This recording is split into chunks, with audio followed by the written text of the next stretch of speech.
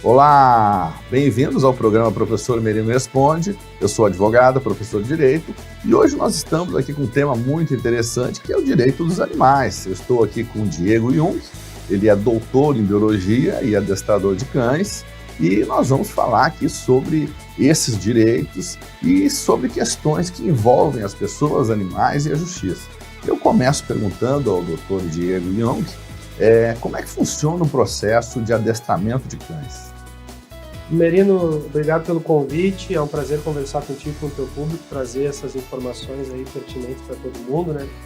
Bom, o processo de adestramento de cães, ele é muito peculiar, né? Muito vinculado ao indivíduo. Então, é importante que o profissional que vai trabalhar o seu cão, ou mesmo o tutor, né, o dono, tanto faz a nomenclatura que a gente utilizar, ele esteja consciente de que o seu animal é único. Assim como cada ser humano é único, cada cão é único também. Traz a sua constituição genética, que influencia o seu temperamento e também a sua história. Desde que ele era um filhotinho e nasceu lá na ninhada, junto com seus irmãos, com a sua mãe. Então, por isso, cada cão deve ter um trabalho relacionado a si mesmo, né? É bem importante a gente entender que existem inúmeras técnicas, né? Várias maneiras de se trabalhar com o cão, várias corretas, mas também existem as maneiras erradas, né? As maneiras erradas sempre estão relacionadas a gente submeter o cão a um esforço ou a alguma coisa que está além do seu limite físico, né? E do seu limite emocional e mental. Cada indivíduo tem as suas características e nós devemos respeitar as características individuais de cada ser para conduzir um processo de adestramento que seja adequado ao indivíduo e traga bons resultados. Interessante. Eu acho que ele gostou de mim, porque eu acabei de ganhar uma lambida aqui na mão. Ganhei um beijo aqui na mão, então acho que ele gostou de mim, né? Uma pergunta que eu gostaria de fazer é necessário bater no cachorro ou no animal que está sendo treinado para que ele obedeça? É necessário a questão de agressão física? Porque muitas pessoas têm essa dúvida, né? A questão e aí, para treinar um cachorro eu vou ter que bater para que ele se submeta? Ou, se é possível, o treinamento sem nenhum tipo de agressão?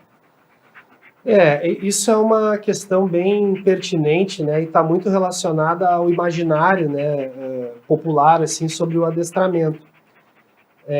Historicamente, os animais foram submetidos a muitos abusos, principalmente físicos, né, para serem ensinados. Então, quando a gente pensa num processo de adestramento tradicional, a gente pensa sempre no animal sofrendo castigo físico para aprender as coisas, né? O que é errado, o que é certo.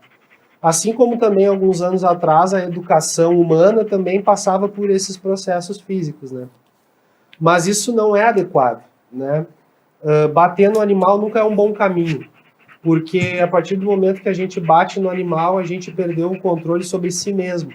E é muito importante ter uma relação emocionalmente sadia com os cães. Quando nós, seres humanos, perdemos o controle emocional sobre nós mesmos, o cão sente. E quando o cão sente isso tem efeitos diretos sobre a sua educação. O cão responde de uma maneira inadequada, ficando com medo ou ficando com raiva, retribuindo a essa, digamos, essa informação emocional que a gente emite. Então, a maneira correta sempre é uma comunicação que não incida no descontrole do ser humano. E bater no animal é um descontrole do ser humano. Interessante. Então, as técnicas de adestramento não contemplam agressão. E agora a gente entra justamente num tema, justamente a questão do maltrato com os animais, né? Da lei de maltrato com os animais, né? Então, houve uma alteração mais recente na lei que até aumentou a pena, né? Então, quem maltrata os animais pode ter uma pena de 3 a 5 anos de prisão e multa, além de perder a guarda do animal, né? E maltrato do animal engloba várias questões, né? Vários pontos, né? Você, por exemplo, deixar o cachorro acorrentado em algum local sem assistência, né? A questão da negligência com o animal também, você não alimentar ele adequadamente, você não cuidar dele adequadamente, né? Tudo isso pode ser enquadrado dentro de maus tratos. E a questão do abandono de animal também, né? Tem muita gente que simplesmente abandona, né, Diego? Larga um animal na rua, né? E aí a gente tem esse problema, né? Com certeza. Isso é bem comum, né? A gente vive recebendo informação, a gente que é do ramo, né? Está aí relacionado com várias pessoas também, com ONGs, com outros profissionais, com veterinários, né? Tem cada situação que realmente nos deixa de cabelo em pé, né? Mas, Merino, eu queria te fazer aproveitar aqui, que estamos juntos, né? Te trazer uma pergunta de uma situação que é recorrente, né? Já passei por isso durante a minha carreira profissional me dedicando aos cães. No caso de uma separação de um casal, como é que fica a questão da guarda, né? Porque às vezes isso não é bem tranquilo. Normalmente o casal conversa e chega numa situação comum aí que fique bom para os dois, mas às vezes isso pode levar a problemas, né? Como é que fica isso do ponto de vista legal? Hoje os juízes têm enfrentado isso dentro do direito civil, muitas vezes como se fosse uma criança, né? Determinando inclusive a questão de direito de guarda, visitas e a questão de manutenção também, de alimentação para esse cachorro, né? Na verdade, a lei não regulamenta isso, né? Nós não temos uma regulamentação. Mas dentro da jurisprudência tem pessoas que têm uma afeição muito grande com o cão e chegam a ter ele como se fosse um filho, né? E isso, a disputa é grande, vai até para a justiça e as pessoas querem a guarda, né? Então, dentro disso, né, o juiz, muitas vezes com a sensibilidade, né, de ver aquela situação, daquele sofrimento daquelas pessoas, ele tenta fazer um ajuste para que haja talvez uma guarda compartilhada ou uma guarda daquela pessoa que tem mais condições de cuidar ou que comprou o animal efetivamente, que teve mais contato, que cuidava do animal, né? Isso tudo vai ser provado por meio de testemunhas, né? Então, hoje em dia, a maioria dos juízes estão utilizando isso. Eu quero agora fazer uma pergunta aqui para o Diego, com relação à condução dos animais na rua, né? Se é obrigatório que os donos façam a condução com uma coleira, com uma guia na rua, ou se eles podem andar com um animal solto. Interessante, né? Olha, a legislação sobre cães ela é municipal, né? Muito determinada pelos municípios. A grande maioria dos municípios vai determinar que pelo menos os cães de grande porte estejam em coleira. Porém, a minha recomendação como profissional é que todos os cães estejam em coleira, sempre.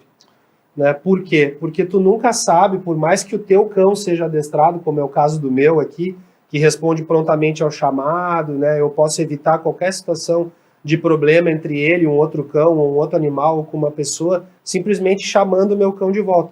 Mas quantos cães nós conhecemos na vida que respondem prontamente ao chamado do dono quando estão soltos, né? E tu nunca sabe se o outro animal é agressivo. Então, pode acontecer várias situações, mesmo um cachorro pequeno morder um cachorro grande, né, machucar o cachorro grande, e o cachorro grande reagir, quanto também um outro cão agressivo está solto na rua sem controle nenhum, né?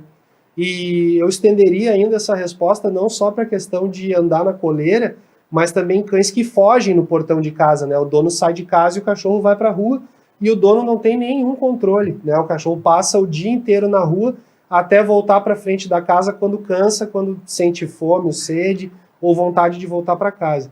Isso traz vários problemas, né? Eu tenho vários relatos, tenho atendido pessoas, inclusive semana passada atendi uma senhora com uma cadela que foi seriamente machucada por uma outra cadela do vizinho que todo dia quando a família sai para trabalhar ela foge. Né? Então era uma questão assim, por exemplo, como convencer essa cadela que recebeu essa agressão, né, da outra, a urinar e defecar dentro do pátio, porque o hábito da cadela é urinar e defecar na rua, no passeio, né, porque o passeio se tornou inseguro. Então veja só, né, um animal controlado que costuma andar na guia com um dono consciente está refém porque um outro animal na sua rua está solto, descontrolado. Isso é uma situação que é muito frequente e completamente inadequada, né?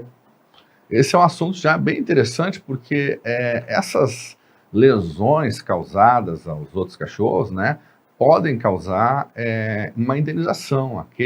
Aquele dono que tem um cachorro que causou a lesão num terceiro, ou numa pessoa, ou em outro cachorro, vai ter que pagar as despesas médicas, né, e pode também sofrer uma indenização de dano moral, tem que cumprir também uma indenização por dano moral, em função dessa lesão física, né, e moral que ele causou no outro cachorro ou na outra pessoa. Então, do ponto de vista do direito, né, isso é enfrentado pelos juízes dessa forma. São determinadas indenizações. Muito interessante, Merino. E isso, como é que a pessoa procede para pleitear essa situação, caso haja uma injúria assim no seu cão ou algo do estilo? Ele tem que procurar um advogado da área, né, civil, né, que pode até procurar o juizado de pequenas causas, né, se for uma coisa mais simples, né, que é resolvido de uma forma rápida, né. Uma outra coisa interessante que eu queria colocar aqui, aproveitar para colocar, é a questão de entrada com animais em estabelecimentos comerciais, né. Então, isso é de município para município a legislação, nós não temos uma lei federal com relação a isso, né, e também a questão dos condomínios, né, pode ou não pode entrar com cachorro, né. E aí eu quero aproveitar, né, primeiro dizer que depende do estabelecimento comercial e depende da lei municipal, primeiro isso, né.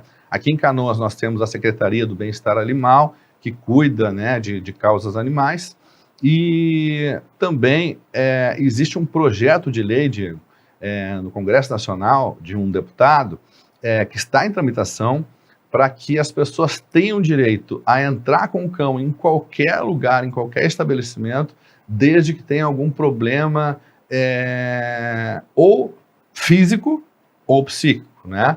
Então, por exemplo, pessoas que psicologicamente abaladas precisam do cão como um suporte emocional, ou pessoas que têm algum tipo de deficiência, né, poderão entrar com aquele cão em qualquer estabelecimento. Mas é uma lei federal que está tramitando, ainda não foi aprovada, né?